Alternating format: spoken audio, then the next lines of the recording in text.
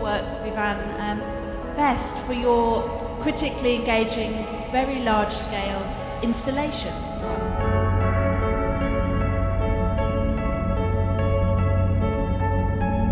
I'm delighted to celebrate the first ever retrospective.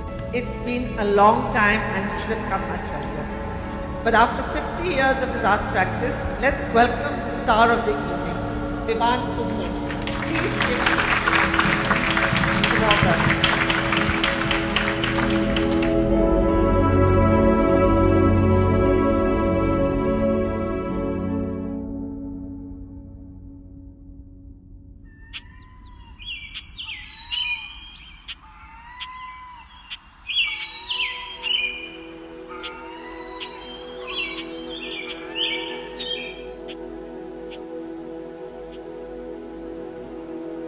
I studied in Baroda, and I was at that moment a very close friend of Bhupen Khakkar. In fact, Ghulam Mohammad Sheikh was teaching me a history of art, and it was a moment when pop art sort of made its arrival in India. Then I didn't do the MA course, but went and lived for some months in Banaras.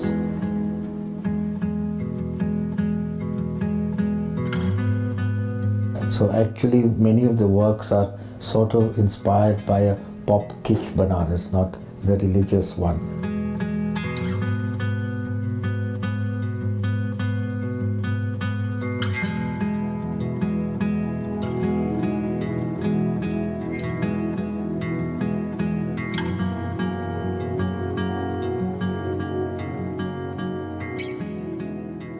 As part of my postgraduate course, I went to London.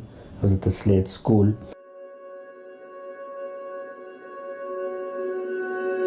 And that moment also was exceptional because from 66 through the early 70s, what was called the May 68 Student Revolution, I got quite immersed in that.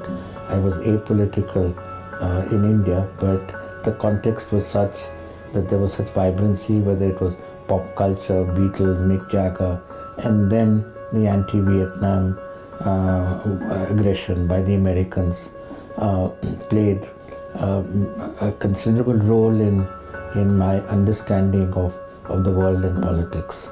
And some of that, or quite a lot of that, actually features in my work.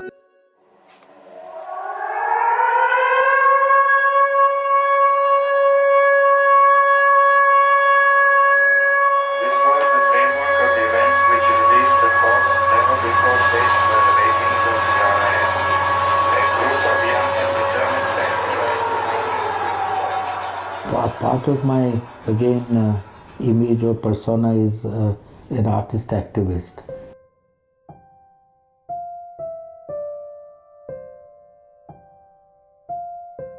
I inherited a modern vision.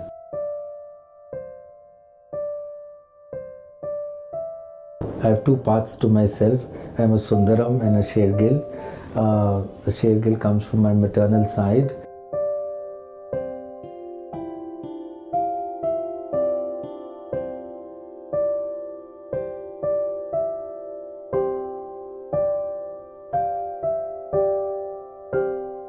And the famous Shergill is Amrita Shergill.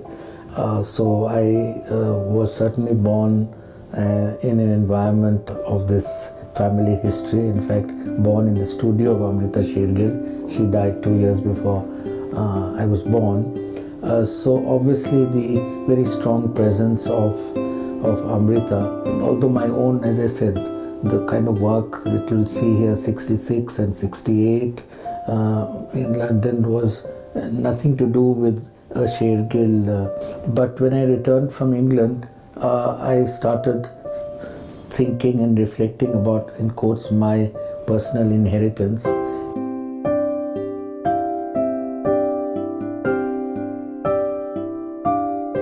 And again, something of that sense of history, of now saying that let us now look at Amrita Shergill beyond my own lens and not being afraid of personal histories crossing over to social, to political, is what the larger frame of my art practice is.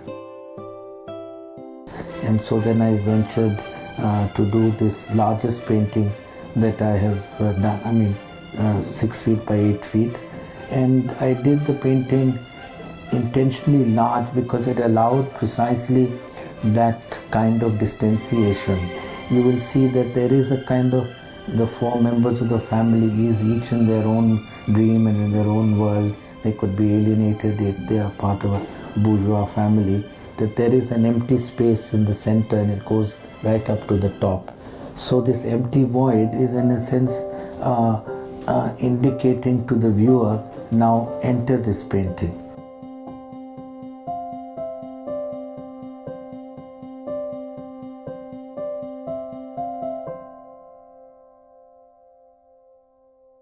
I'm delighted to celebrate the first ever retrospective. It's been a long time and it should have come much earlier.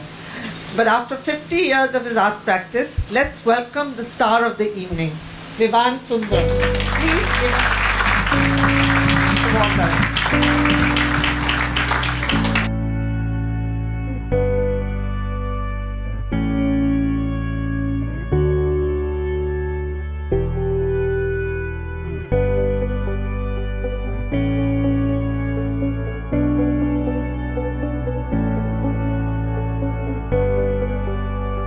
This exhibition is a much deeper and more profound exploration of your whole career.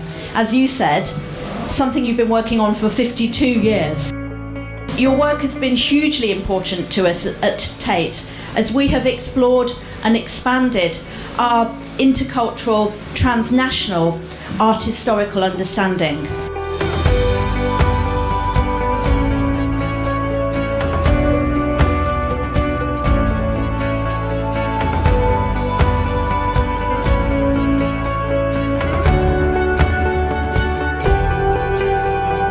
I think that the retrospective does give you a sense of the journey, and that this discontinuous journey, I think it reflects in the way that the exhibition has been laid out, and I've had very close dialogue with the curator, Rubina Karode, and she's been very open to my suggestions, and so the synergy with that, and now with the exhibition display designer Siddharth Chatterjee, I hope that this will then provoke the audience to ask questions, and people will join the points in their own way.